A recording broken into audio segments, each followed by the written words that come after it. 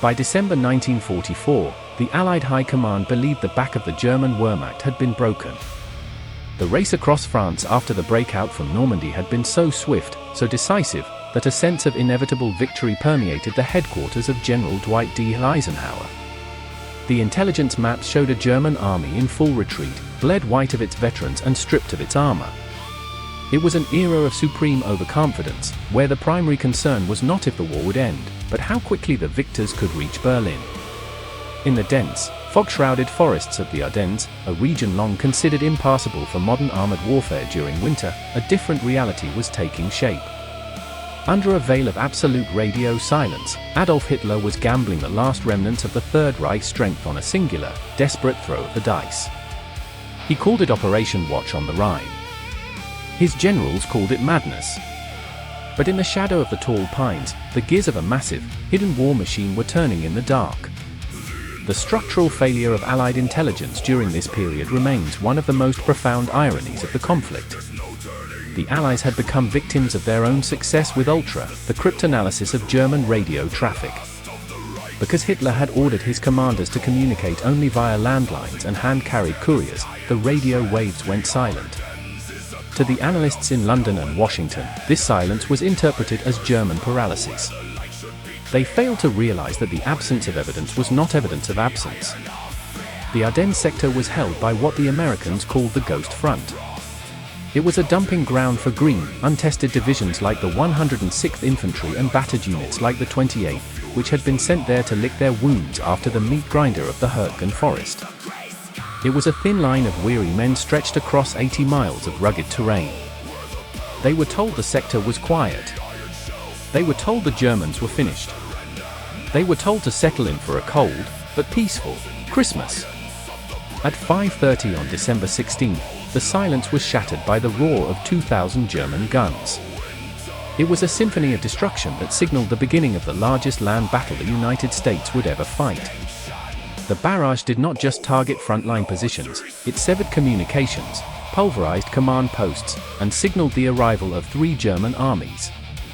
Out of the mist emerged the silhouettes of King Tiger tanks, steel monsters that seemed to shrug off the light anti-tank fire of the stunned American defenders. The German plan was as ambitious as it was delusional. Hitler envisioned a lightning strike that would split the Allied armies in two, seize the vital port of Antwerp, and force a negotiated peace.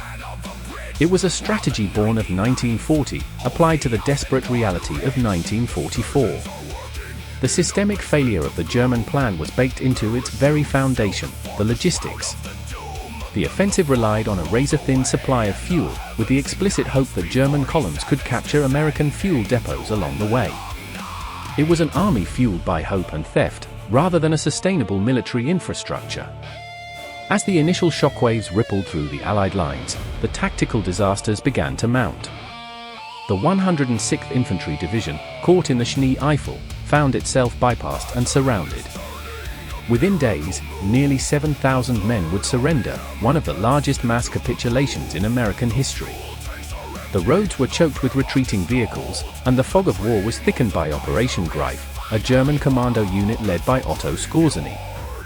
These men, dressed in American uniforms and driving captured jeeps, sowed seeds of paranoia and confusion deep behind the lines. Every bridge became a focal point of existential dread. If the Germans crossed the Meuse River, the path to Antwerp would be open. The American response was a mixture of panic and localized brilliance. Small groups of engineers, often forgotten in the grand narratives of history, became the unsung heroes of the first 48 hours. They worked under fire to blow bridges, turning the narrow mountain passes into bottlenecks of burning German steel. They traded their lives for minutes, and those minutes would eventually cost the Third Reich the war. The focus of the entire offensive soon narrowed onto a small Belgian town where 7 roads met, Bastogne. It was a logistical necessity for the Germans and a symbol of defiance for the Americans. The 101st Airborne Division, rushed to the front in open-top trucks with little winter gear and even less ammunition, arrived just before the German ring closed. They were surrounded, outnumbered, and outgunned. The conditions were hellish, the ground was too frozen to dig proper foxholes, and the frostbite was as deadly as the shrapnel. history remembers the defiant reply of General Anthony McAuliffe when presented with a formal German demand for surrender. His one-word response, unquote, nuts unquote, has become the stuff of legend. But behind that bravado was a grim reality. The men in the woods around Bastogne were starving and freezing.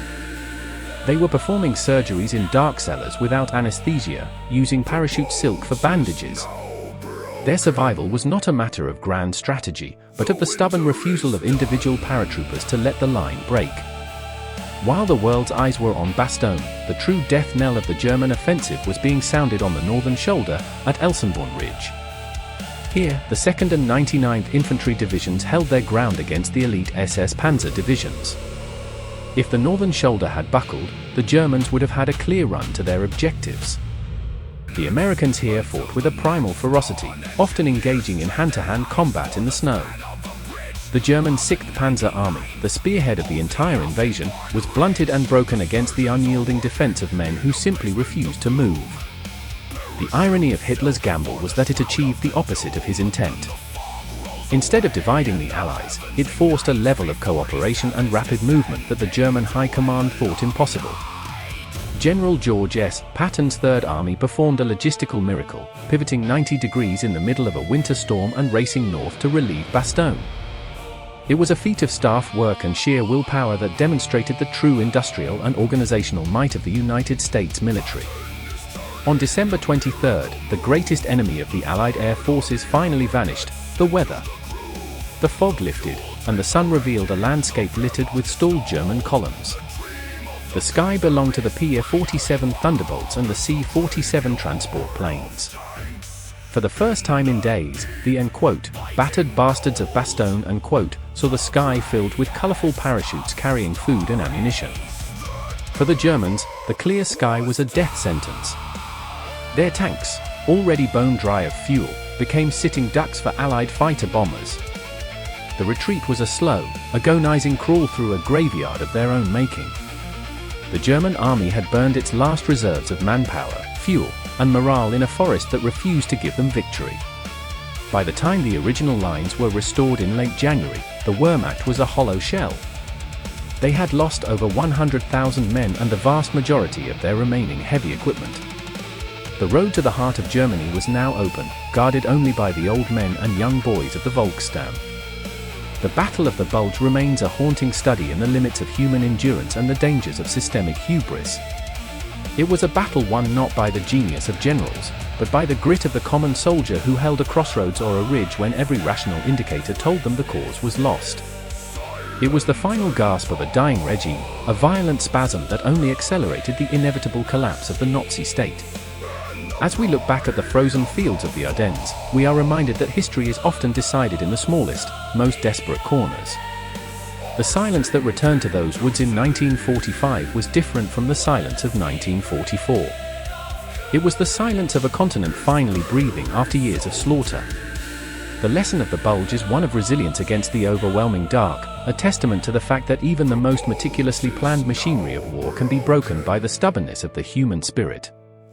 The ghosts of the Ardennes still linger in the shadows of the tall pines, where the earth is still scarred by the indentations of foxholes and the rust of forgotten steel. They remind us that the price of freedom is often paid in the coldest of places, by those who expected nothing more than to survive the night. The German gamble failed because it ignored the most unpredictable variable in any war, the refusal of an ordinary man to give up his ground. And in that refusal, the fate of the modern world was forged in the ice.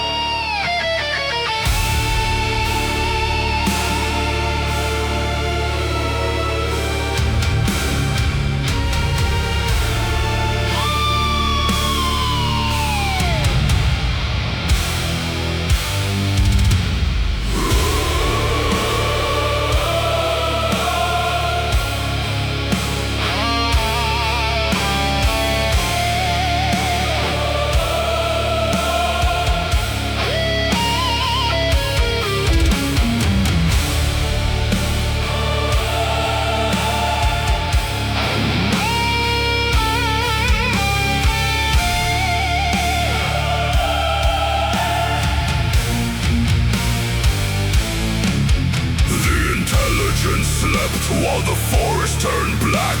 The ghost front is waiting, there's no turning back. From the mist of the pines, the steel monsters roar.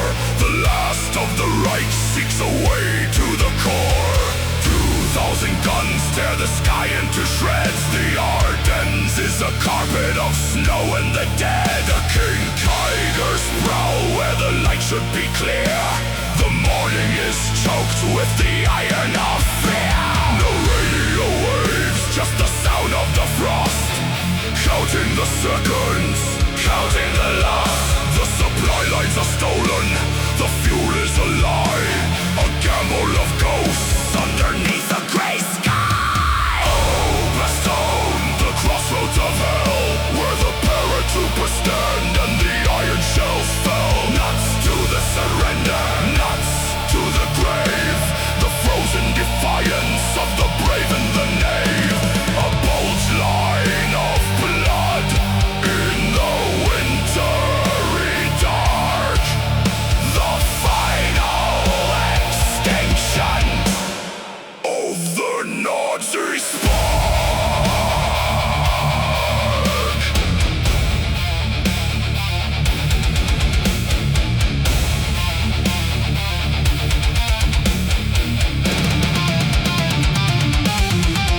The 106th is scattered, the 7th is gone. We're fighting for minutes until the next dawn. Engineers trade their lives for the span of a bridge, while the 99th holds the Alsenborn Ridge. The surgeons are working in a basement of gloom. Parachute silk for the shroud of the doom. Then the fog rolls away and the heavens ignites. B-47's descending to end the long night.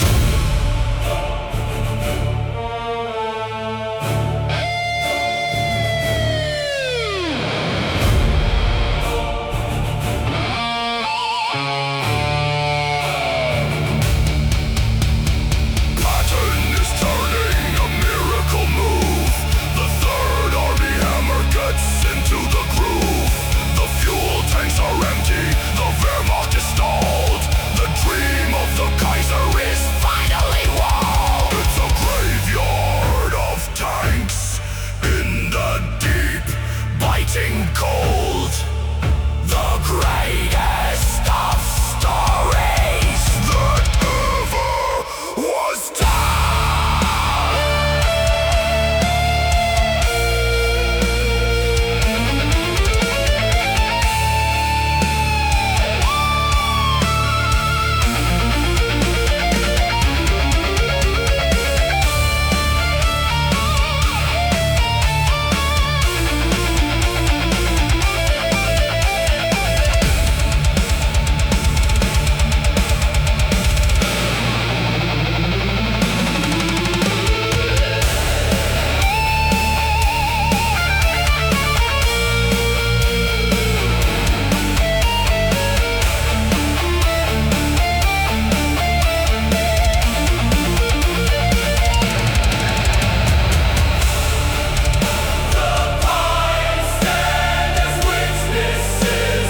Silent and tall,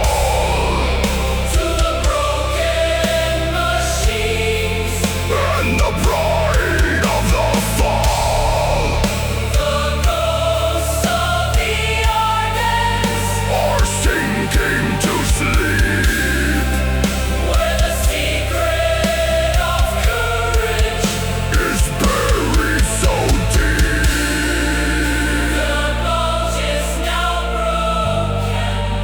The bulge is now broken. The winter is done.